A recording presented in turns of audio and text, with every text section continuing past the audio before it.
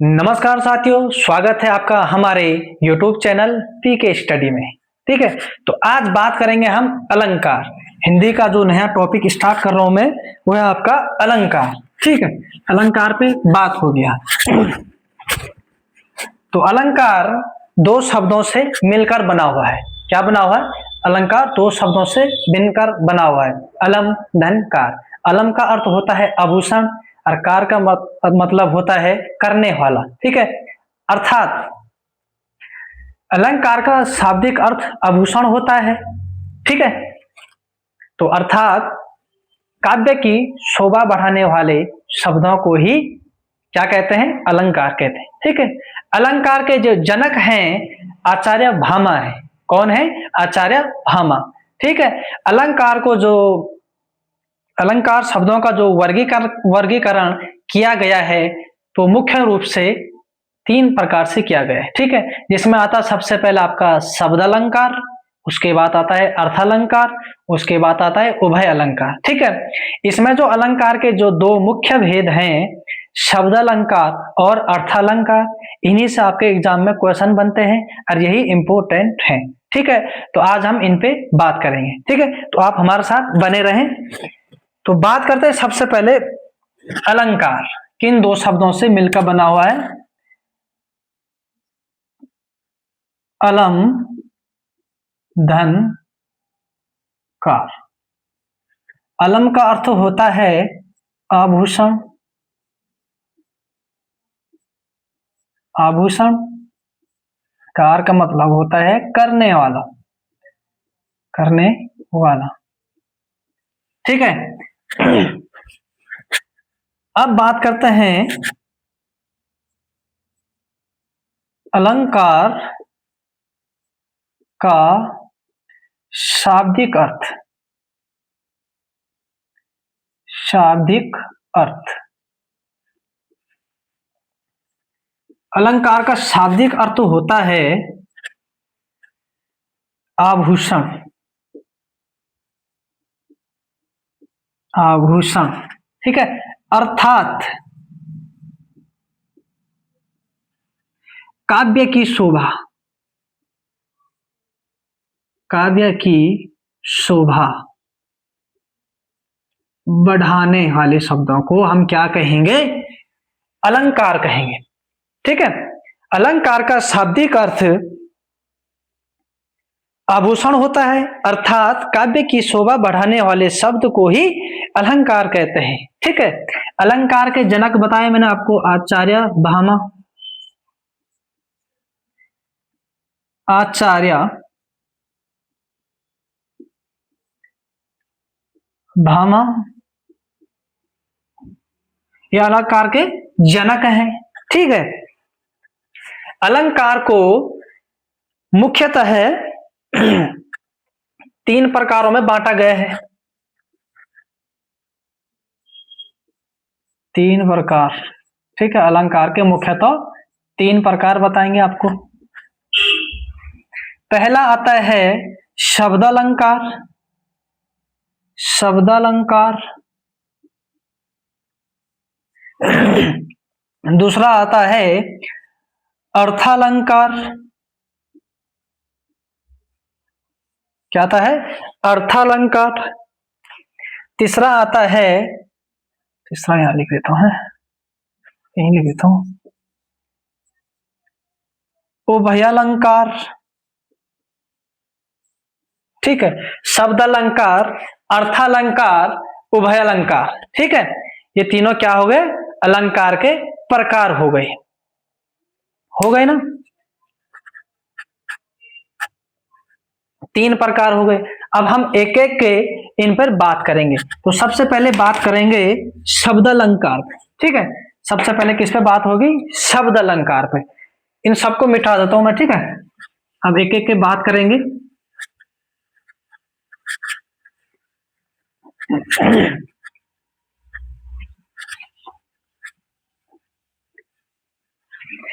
इन सब पे बात होगी। तो सबसे पहले बात होगी शब्द अलंकार। शब्द अलंकार। शब्द अलंकार शब्दों के प्रयोग से काव्य में जो चमत्कार उत्पन्न होता है उसे हम शब्द अलंकार कहते हैं। ठीक है, क्या कहेंगे? शब्द अलंकार। शब्द अलंकार,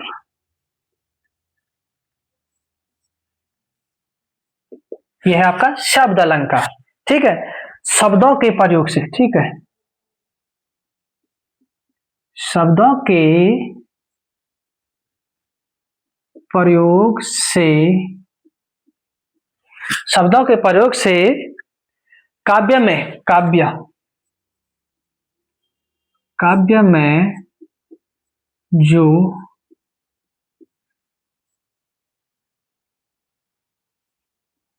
चमत्कार उत्पन्न होता है, एक सेकेंड इधर नहीं लिखता हूं, आ जाओ, चमत्कार उत्पन्न होता है, ठीक है, उत्पन्न होता है तो उसे क्या कहेंगे? शब्द अलंकार। शब्दों के प्रयोग से जो काव्य में, शब्दों के प्रयोग से काव्य में जो चमत्कार उत्पन्न होता है उसे हम शब्द अलंकार कहते हैं। ठीक है, तो शब्द अलंकार को 7 भागों में बांटा गया है। ठीक है, तो यहाँ पे जो एग्जाम के हिसाब से इंपॉर्टेंट है हम उसी के बारे में बताएंगे, फालतू चीज कुछ ही नहीं बताएंगे। ठीक है, तो वैसे शब्द अलंकार को 7 भागों में बांटा गया है,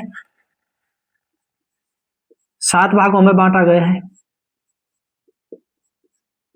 ठीक है, कितने भागों में? 7 भागों में बांटा गया है। ठीक है, तो हम यहाँ पे इंपॉर्टेंट चीजों की बात करेंगे। सबसे पहला आता आपका अनुप्रास अलंकार, अनुप्रास अलंकार। दूसरे बात करते हैं यमक। ठीक है, तीसरा आता आपका श्लेष अलंकार, श्लेष अलंकार। अनुप्रास, यमक और श्लेष, ये तीनों क्या है आपके एग्जाम के हिसाब से काफी इंपॉर्टेंट हो गए हैं। ठीक है, मैं इनके बारे में आपको बताऊंगा। ठीक है, आई बात समझ में? शब्द अलंकार, शब्द के 3 शब्द अलंकार। ठीक है, शब्द अलंकार को 7 भागों में बांटा गया है। इनमें जो मुख्य रूप से इंपॉर्टेंट है उनके बारे में बात करेंगे। ठीक है, तो इसको मिटा देता हूं मैं, इससे क्लियर नहीं हो रहा, मेरे को कपड़े से साफ करना पड़ रहा है। अब बात करेंगे अनुप्रास अलंकार। तो अनुप्रास अलंकार किसका भेद है? शब्द अलंकार का। ठीक है, कई बार क्वेश्चन बनता है ना, एक आ गए रूपक अलंकार और एक आ गए शब्द अलंकार, वो क्या बोलते हैं इसको, अनुप्रास अलंकार। तो वहां बोलेंगे कि इनमें से शब्द अलंकार कौन है या अर्थ अलंकार कौन है। शब्द अलंकार पूछेंगे तो अनुप्रास, और अर्थ अलंकार पूछेंगे तो क्या आएगा आपका रूपक अलंकार। ऐसे भी क्वेश्चन बनते हैं। ठीक है, आपको ये चीजें ध्यान देनी है कि कौन शब्द अलंकार में आता है, कौन अर्थ अलंकार में आता है। तो अब बात करते हैं अनुप्रास अलंकार। ठीक है, अनुप्रास, अनुप्रास अलंकार। ठीक है, अनुप्रास अलंकार। अब अनुप्रास अलंकार की बात करेंगे जहां एक व्यंजन वर्ण, जहां एक व्यंजन वर्ण की आवर्ती बार बार हो, एक व्यंजन वर्ण की आवर्ती बार बार हो तो उसे हम अनुप्रास अलंकार कहते हैं। ठीक है, किसकी आवर्ती बार बार हो? व्यंजन वर्ण की।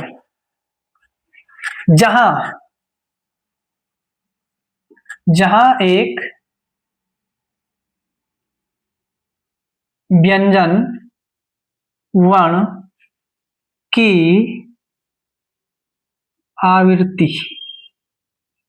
आवृत्ति बार बार हो।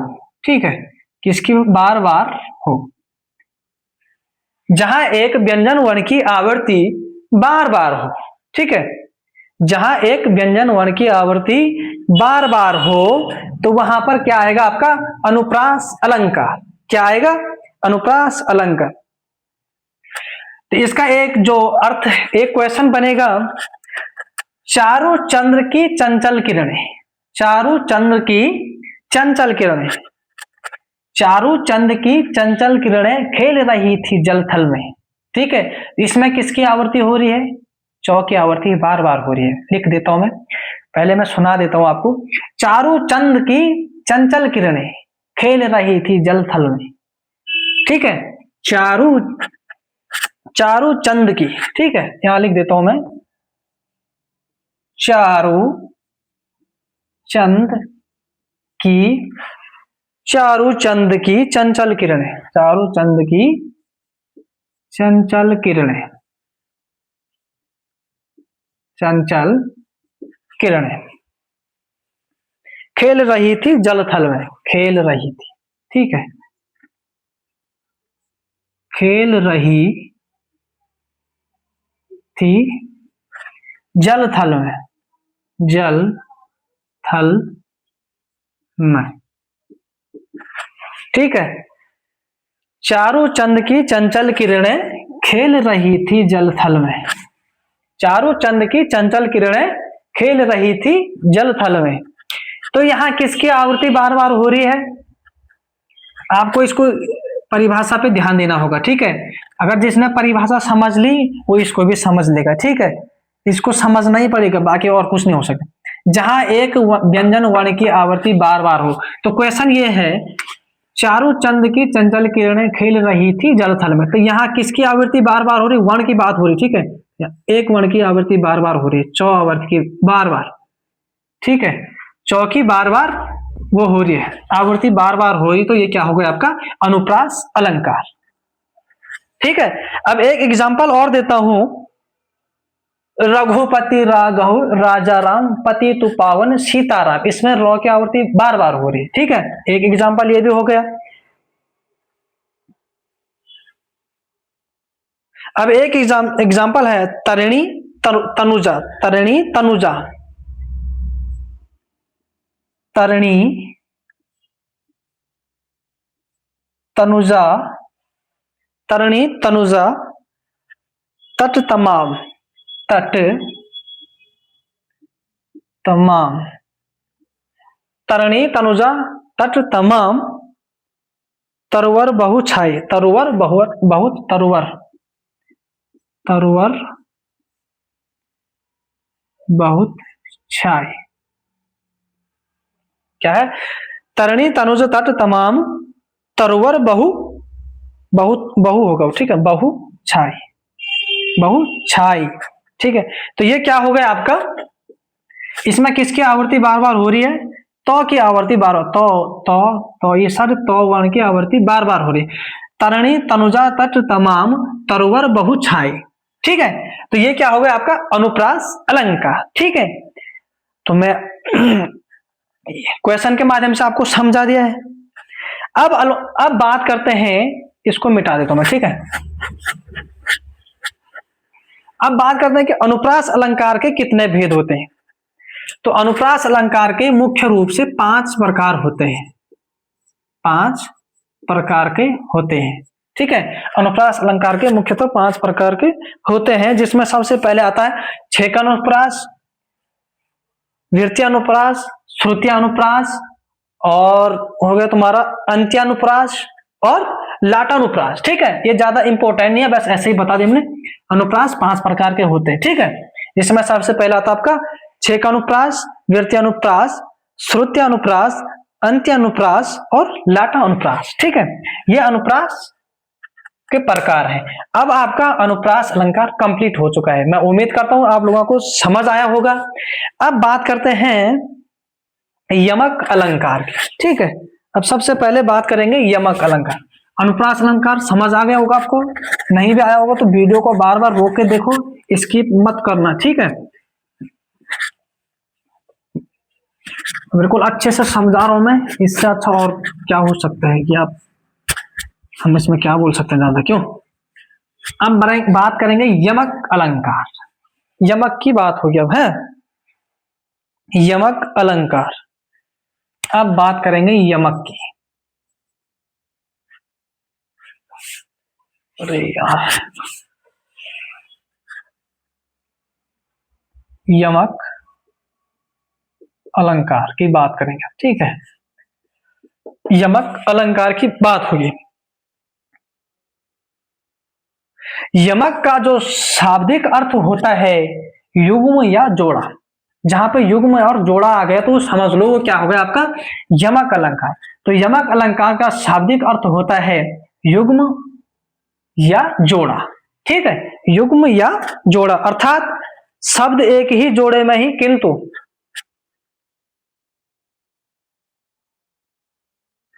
शब्द, इसका अर्थ होता है ना, शब्द शब्द एक ही आए लेकिन अर्थ उसके भिन्न भिन्न आए तो उसको क्या कहेंगे, यमक अलंकार। ठीक है,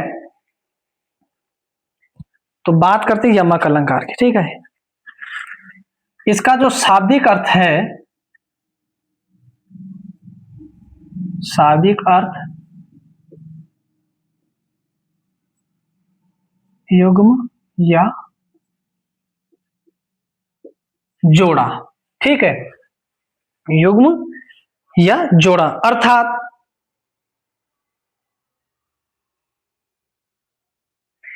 शब्द एक ही जोड़े में, शब्द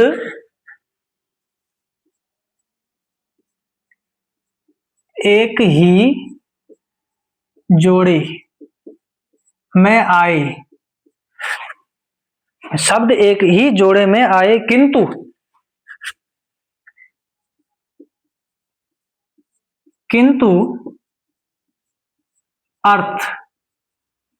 अर्थ क्या आए, भिन्न भिन्न आए।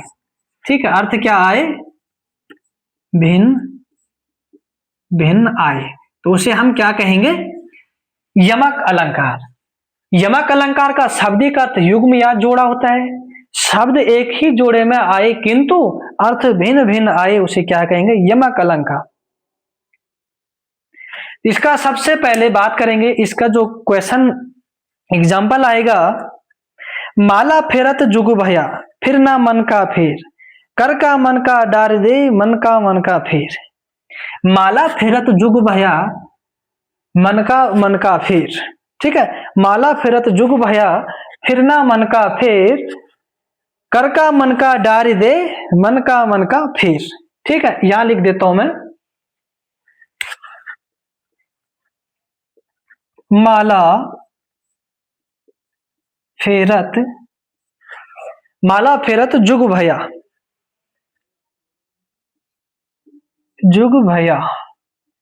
माला फेरत जुग भया फिर ना मन का फेर,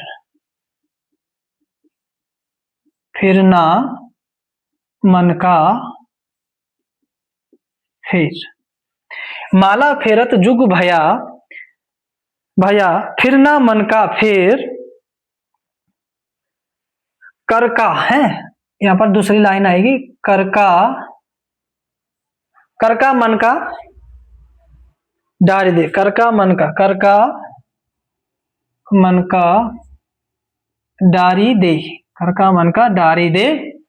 माला फेरत जुग भया फिर ना मन का फेर, कर का मन का डारी दे मन का फेर, मन का फेर। अब देखो, इसको समझना है इसको। ठीक है, माला फेरत जुग भया फिर ना मन का फेर, कर का मन का डारी दे मन का फेर। ठीक है, अब ये दो चीजें आ गई ना यहाँ पे, ये जो दो चीजें आ रही है, एक मन का ये है, एक मन का ये है, मन एक मन ही है, ये मन का ये है, तो ये जोड़ा में आ रखा है। ठीक है, क्या आ रखा है, मन का फेर। तो ये जोड़े में आए हैं तो इनका अर्थ क्या होगा, एक मन का अर्थ है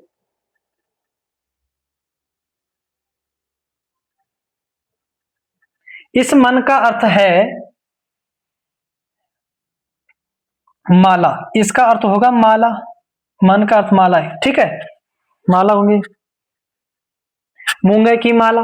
ठीक है, एक मन का अर्थ होगा मन के अंदर, इसका एक अर्थ होगा मन के अंदर। ठीक है, एक मन का होगा मूंगे की माला, और एक मन का अर्थ हो गए मन के अंदर। ठीक है, तो यहां पर ये क्या हुआ आपका, यमक अलंकार। देखिए, जोड़े में शब्द आए लेकिन अर्थ अलग मिले। ठीक है, अब एक एग्जांपल और, इसमें तो आपको समझ नहीं आया होगा, एक एग्जांपल और देता हूं मैं, एक और देख लो तब आपको अच्छी तरह से समझ आ जाएगा।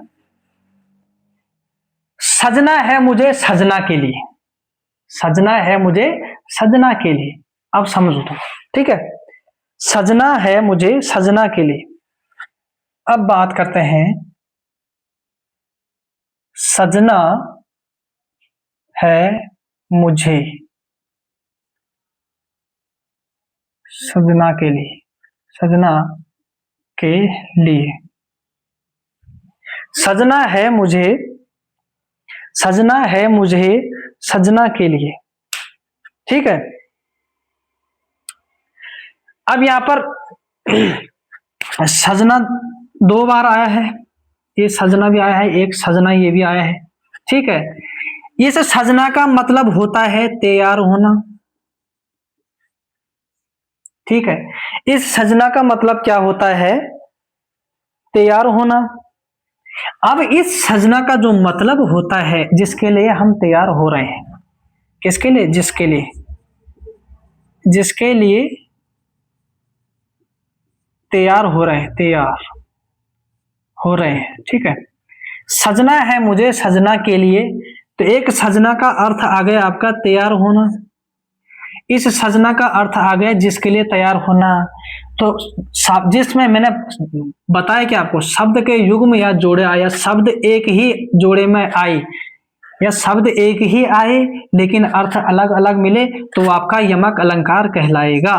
ठीक है, जैसे सजना है एक तैयार हो गया, एक सजना होगा जिसके लिए तैयार होना। ठीक है, ये क्या कहलाएगा? आपका यमक अलंकार। ठीक है,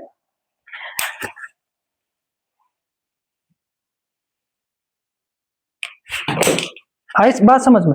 एक एग्जांपल और दे देता हूं, ये भी नहीं आया समझ में तो एक और दे देता हूं जिससे आपको क्लियर समझ में आ जाए। ठीक है, कनक कनकते 100 गुने। अब किसकी बात हो रही है? कनक कनकते 100 गुने, मादकता अधिकाय, वो खाए बोराए, नर या पाए बोराए। इसमें कनक कनक का शब्द जो जोड़े में आया है, तो वो जोड़े में आया है तो कनक का अलग अलग अर्थ निकल रहा है। ठीक है, एक कनक का अर्थ धतूरा है और एक कनक का अर्थ गेहूं निकलता है। ठीक है, कनक कनकते 100 गुने, मादकता अधिकाय, वो खाए बोराए, नर या पाए बोराए। तो ये हो गया आपका यमक अलंकार। ठीक है, यमक अलंकार।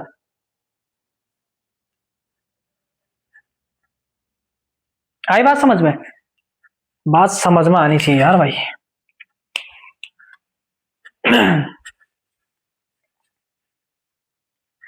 यमक अलंकार भी हो गया आपका। अब बात करेंगे श्लेष अलंकार। ज्यादा एग्जांपल क्या देखना, दो ही बहुत है। ठीक है, अब बात आगे करते हैं। थोड़ा वीडियो भी बड़ी हो रही है तो यहीं पे समझ आना चाहिए, ज्यादा कुछ क्या नहीं है। दोबारा देखो वीडियो क्या दिक्कत आ रही है।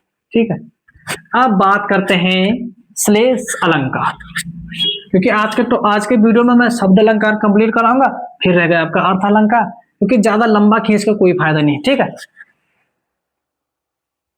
अब बात करेंगे श्लेष अलंकार। ठीक है,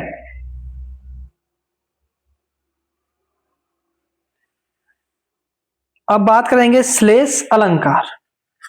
तो श्लेष अलंकार की बात करेंगे, श्लेष अलंकार किसकी बात करेंगे? श्लेष अलंकार। तो श्लेष अलंकार का शाब्दिक अर्थ होता है चिपकना। क्या होता है? चिपकना।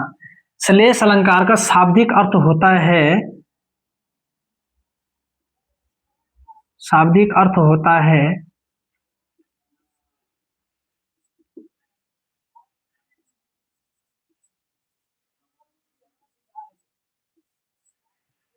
शाब्दिक अर्थ होता है चिपकना।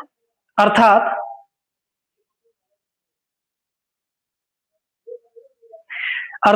काव्य में एक शब्द का प्रयोग एक ही बार हुआ हो किंतु उसके अर्थ एक से अधिक हो।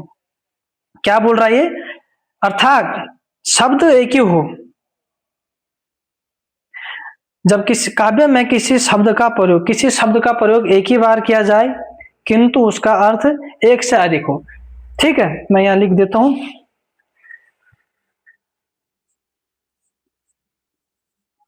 काव्य में किसी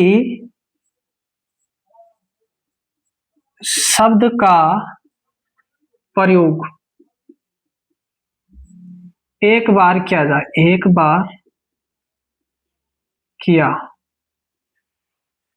एक बार किया जाए। काव्य में किसी शब्द का प्रयोग एक बार किया जाए, किंतु,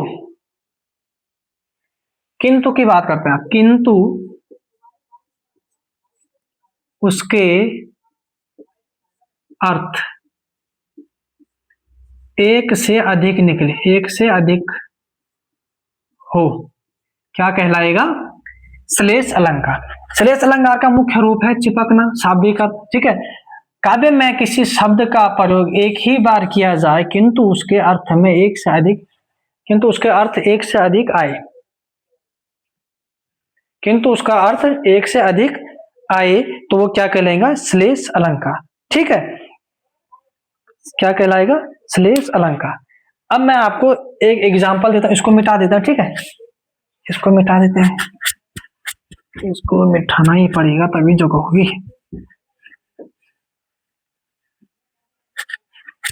अब एग्जांपल की बात करते हैं। ठीक है, रहीमन पानी राखिए, रहीमन पानी राखिए, बिन पानी सब सुन। रहीमन,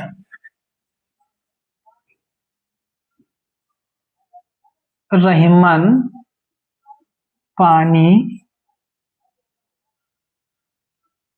राखिए, रहीमन पानी राखिए। ठीक है, रहीमन पानी राखिए, बिन पानी सब सुन। बिन पानी सब सुन। रहीमन पानी राखिए, बिन पानी सब सुन। पानी गए ना उबरे, पानी गए ना उबरे, पानी गए ना उबरे, पानी गए ना उबरे, मोती मानस चूर। मोती, पानी गए ना उबरे, मोती मानस चून। ठीक है, मोती मानस चूर।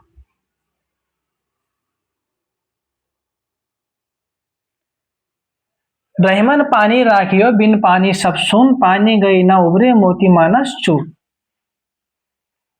अब इसमें पानी के जो दो शब्द दिए हैं ना, पानी,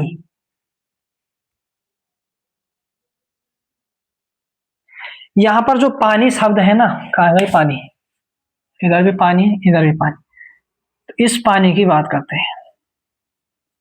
इस पानी के यहां पे कितने अर्थ निकल रहे हैं? पानी के यहां पे तीन अर्थ निकल रहे हैं, तीन अर्थ निकल रहे हैं। पहला निकल रहा है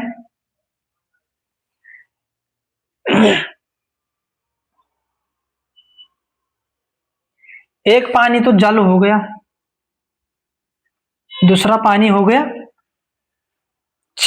चमकना।